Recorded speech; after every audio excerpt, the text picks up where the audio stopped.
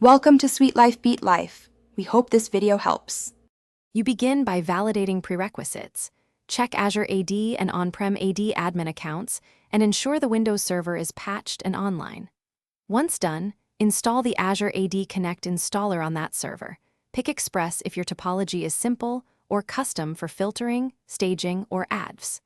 Make sure to run as a local admin and confirm outbound connectivity to Microsoft endpoints. You're starting the process now, not planning it, so get the installer running and prepare credentials for the next step.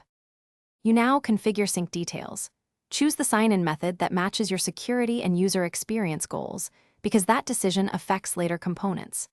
Next, set filtering, OU or attribute-based, to control which users and groups sync, and map UPNs and mail attributes so identities match.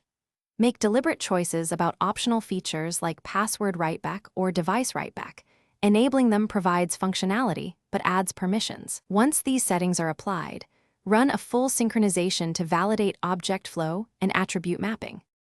Finish by running an initial full synchronization and then validate results. Check that pilot users appear in Azure AD and can sign in. Monitor health with Azure AD, Connect Health, and open the Synchronization Service Manager to inspect any errors or missing attributes. If something fails, first verify time synchronization, service account permissions, and firewall rules, then run ID fix to catch attribute and UPN issues. Make sure to remediate one error at a time. Once corrected, rerun sync. Thanks for watching. Consider subscribing if we helped you.